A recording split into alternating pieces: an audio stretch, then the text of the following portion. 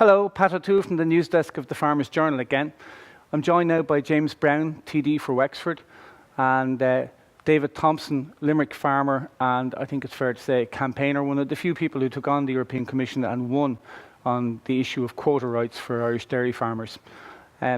James, I suppose a lot of people will believe that when they talk about the problems caused for our borders by a hard Brexit, they think of our border with Northern Ireland, but in your own constituency in Wexford, effectively we have a trade border because significant amount of trade goes through Rosslare Europort, through the UK to the continent, to the UK and directly to the continent. What kind of problems are you foreseeing from a hard Brexit for your region?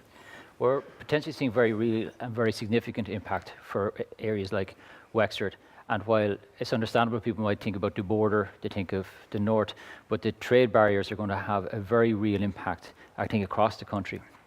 In Wexford we have Rosslare Europort, and an awful lot of our goods, upwards of 80% of our goods to the continent, go across the land bridge, across the UK land bridge. They leave Dublin Port, they leave Rosslare Port, go to the UK, cross over into the continent that way.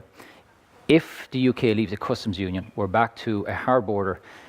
We're going to have serious difficulties in getting those goods across.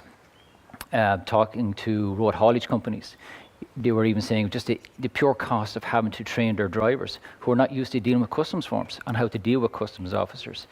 And so in that sense, there's real barriers potentially facing farming and our other industries in the southeast. And it's not just farming, fabrication, steel, concrete and so on. And in terms of the export of our goods onto the mainland, like to have to go through a tariff area to go through mainland UK, which is the route for an awful lot of our traffic, that would be an extremely difficult situation, even in terms of things like fuel, you know, because you've got different tariff rates, and we've had previous problems there in different regimes. Well, this is it. Areas like, say, Dublin Port, Cork Port, Bellevue and Kilkenny focus on containers, and containers won't particularly be affected, but where you're dealing with trucks, you're dealing with drivers. Every hour costs money. It costs money in terms of paying the staff, fuel costs, and then also in terms of simply getting the goods to their destination. You're talking about fresh produce, you're talking about pharmaceutical goods. They need to be gotten to their destination as quickly as possible, and all of this will bring greater cost impact, and it's something we need to be assessing and preparing for now. There is increased talk of transitionary period, which will be welcome, because that would allow us to effectively get our trade lined up and how we're going to get it across. But right now we simply don't have the facilities. If there was an immediate hard border, we lost the UK land bridge, we simply don't have the facilities to get our goods to the continent, in particular our fresh goods. David, as someone who's been politically active with a small p, pretty much through our time in the European Union, since we joined the EC in 1973, and someone who started to fight the battle on behalf of dairy farmers 10 years later, the accession of quotas. What's your sense of how we came to the situation where the British decided to leave the EU? Has it woken Brussels up? Or are we in danger of a disintegration of the European Union? What's your sense of things? Well, a very good question. As you know, in '73 we started off with the EEC, which was a trading agreement and was working very well. And then we came into the EU, where they controlled a lot of the rules, regulations and so forth, and they're imposing an awful lot of rules, regulations on top of us. And in fact, we had a nitrates directive which doesn't suit Ireland. And I did a scientific paper and sent it to the EU Commission, and the Commissioner, the Director of the EU Commission came back to me and stated that the nitrates directive was made a directive rather than a regulation, so that it depended on the competence of the government to get the laws that would suit our climate and our importance of agriculture. Now, I wonder how well we did that.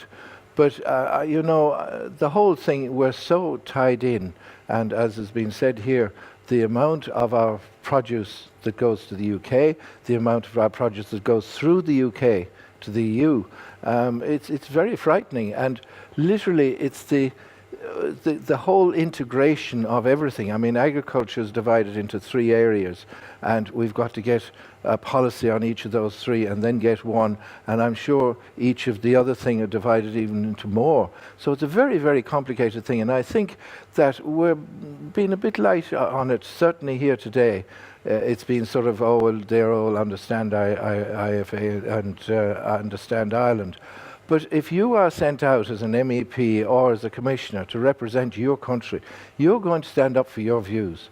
And you may have sympathy and everything else for everybody around, but we are 1% of the EU, and are they going to take as much notice? Now, we were dealt very heavy blows during the economic crisis.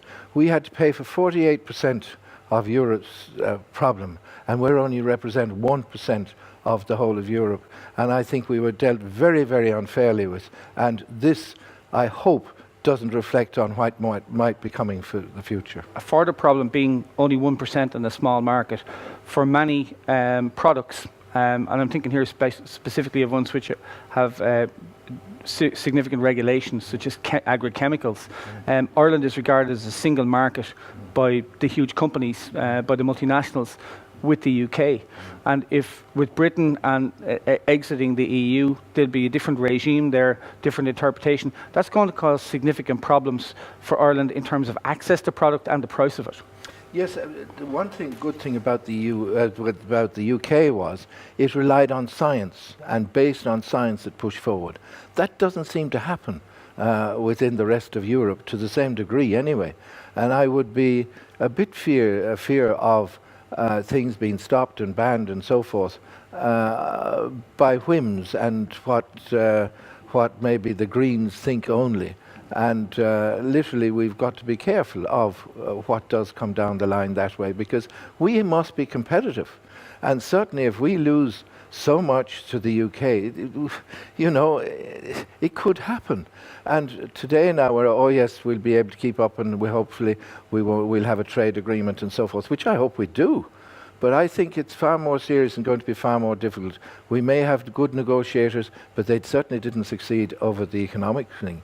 And so we've got to watch out, and we should take it more seriously. And nationally, I don't think we realise how serious the issue is. So vigilance has been cautioned by David. James, you're a Fianna Fáil TD.